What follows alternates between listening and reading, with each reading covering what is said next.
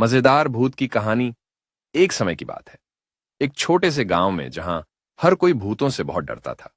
यह गांव पहाड़ियों और जंगलों से घिरा हुआ था, जहां दिन ढलते ही अजीबोगरीब आवाजें आने लगती थीं। गांव के बुजुर्ग अक्सर रात को आग के पास बैठकर डरावनी भूतों की कहानियां सुनाया करते थे, जिन्हें सुनकर गांव के बच्चे भयभीत हो जाते थे। बच्चों के दिलों में भूतों का खौफ ऐसा बैठा था कि रात को अकेले बाहर जाने की हिम्मत कोई नहीं करता था। गांव में ये डरावनी कहानियां पीढ़ियों से चली आ रही थीं, लेकिन किसी ने कभी किसी असली भूत को नहीं देखा था। बस कहानियों में ही भूतों का जिक्र होता था। परंतु यह सब तब बदल गया जब एक रात अचानक गांव में सचमुच एक भूत का आगमन हुआ। इस भूत का नाम था पप्पू। पप्पू एक अनोखा भूत था। उसकी शक्ल सूरत भले ही भयानक थी, लंबे बाल, बड़ी बड़ी आंखें और एक काली चादर ओढ़े हुए, लेकिन वह स्वभाव से बहुत हंसमुख और मजाकिया था। पप्पू किसी को डराने के लिए नहीं, बल्कि हंसाने के लिए भूत बना था।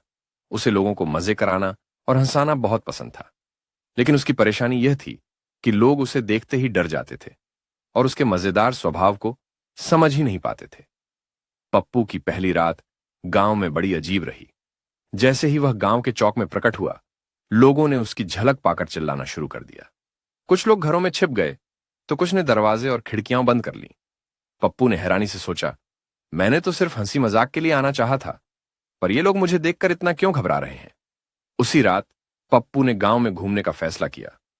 उसने सोचा कि वह बच्चों के साथ कुछ मजेदार हरकतें करेगा, ताकि उनका डर खत्म हो जाए। वह धीरे धीरे गांव की गलियों में घूमता रहा, और जहां भी कोई बच्चा उसे दिखता, वह अचानक से गायब हो जाता और फिर से प्रकट होकर कहता, अरे भाई, मैं तो मजाक कर रहा हूं। लेकिन बच्चे उसकी हरकतों से और भी ज्यादा डरने लगे। वे उसे देखकर भाग खड़े होते और जोर जोर से चिल्लाते, भूत, भूत आ गया। पप्पू को समझ नहीं आया कि आखिर बच्चे उससे इतना क्यों डरते हैं। उसने तो उन्हें हंसाने की कोशिश की, लेकिन उसका चेहरा और उसकी हरकतें इतनी डरावनी लगती थीं कि बच्चे उसकी मंशा को समझ ही नहीं पा रहे थे। पप्पू ने हार मानने की बजाय एक और योजना बनाई। उसने सोचा कि अगर वह कुछ और मजेदार करेगा, तो शायद बच्चे उसकी दोस्ती स्वीकार कर लेंगे। वह एक दिन गांव के बगीचे में गया और वहां खेल रहे बच्चों को अपनी जादुई शक्तियों से प्रभावित करने की कोशिश की। उसने अचानक से एक पत्थर को गायब कर दिया और फिर उसे दूसरी जगह प्रकट कर दिया। वह एक पेड़ से दूसरे पेड़ पर इतनी तेजी से उड़ा कि बच्चों की आंखें चौंधिया गईं। लेकिन हुआ इसके बिल्कुल उल्टा। बच्चे डर कर भाग खड़े हुए। वे सोचने लगे कि यह भूत तो बहुत शक्तिशाली और डरावना है, जो कुछ भी कर सकता है। पप्पू को समझ में आया कि यह तरीका भी काम नहीं कर रहा है। अब पप्पू के मन में एक और योजना आई। उसने सोचा कि अगर वह एक मजेदार पार्टी का आयोजन करेगा, तो बच्चे खुश होंगे और उसका डर छोड़ देंगे। पप्पू ने गांव के बाहर एक खाली मैदान चुना और वहां पर अपने भूतिया तरीकों से सजावट करना शुरू कर दी।